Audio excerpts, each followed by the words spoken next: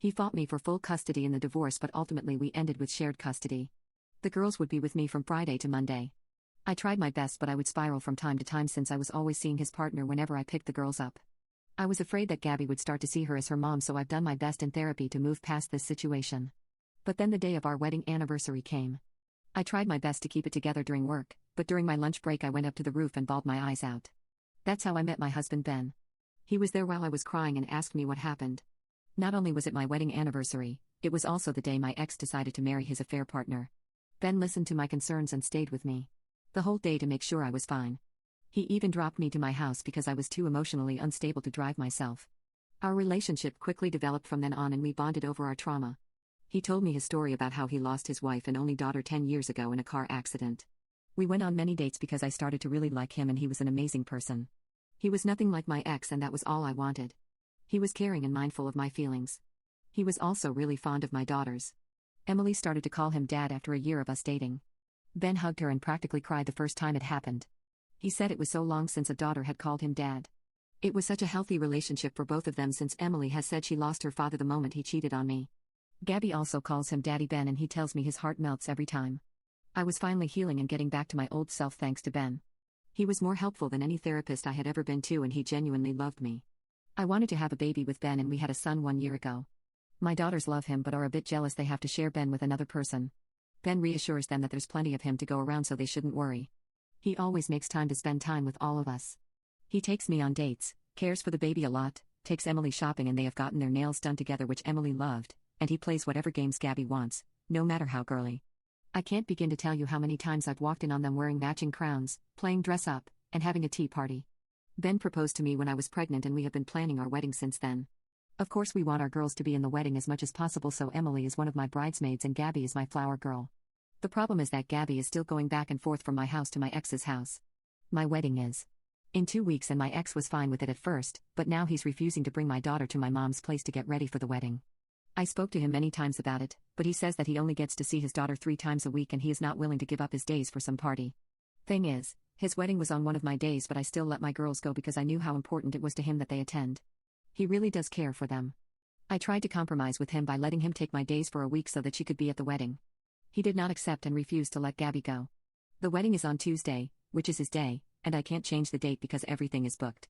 We argued a lot, and interacting with him so much worries me because I don't want old wounds to open up.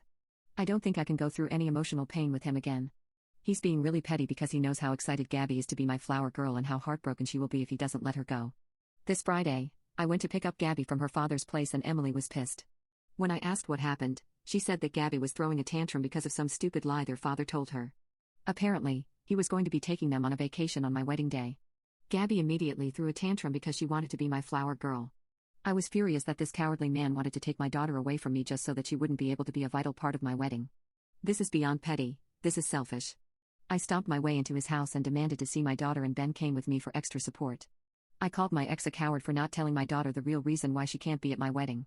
I told him to tell Gabby the truth or else I was going to tell her.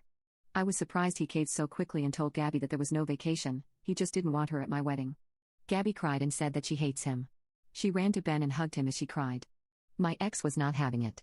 He yanked her away from Ben, violently shook her body, and called her a brat who doesn't appreciate her dad. I don't know what came over me, but I saw red and slapped him for talking to my daughter that way. He called me a bitch and was going to slap me back, but my fiancé grabbed his hand and pushed him away.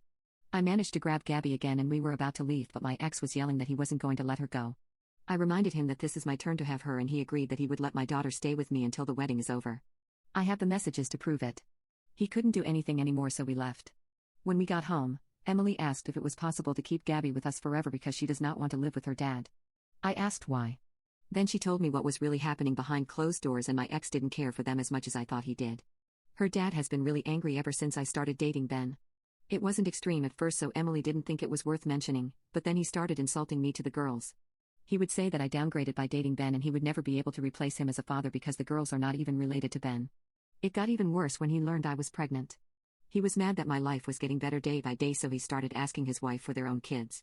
She refused every single time, and it resulted in many fights. It got even worse when Gabby slipped up and called Ben Daddy Ben, and my ex heard. From then on, he started lashing out at her for every small mistake she made. He even forced both of them to call his wife Mom. Emily refused, but Gabby was too scared to say no because she had been receiving all of the backlash from him and was scared that he would yell at her for not doing so. Emily doesn't have to go to her dad's house, but she said she goes either way because she has to protect Gabby from him. I was so sad that my girls were being put through this and I had no idea. I asked Emily why she didn't tell me, and she responded by saying that she saw how happy I was with Ben, so she didn't want to burden me with anything revolving around my ex. She saw how I crumbled completely when we got divorced and didn't want to ruin that. I never wanted her to take the burden of it all, though. While I am happy that she tried to protect her sister, I feel disappointed in myself that I was so busy with my new life that I neglected my daughter. Whenever they came home, they were smiling, so I took that as a sign that everything was okay. I told Emily that while I am proud of her for protecting Gabby, she should have told me because I am their mother and I will protect them from everything.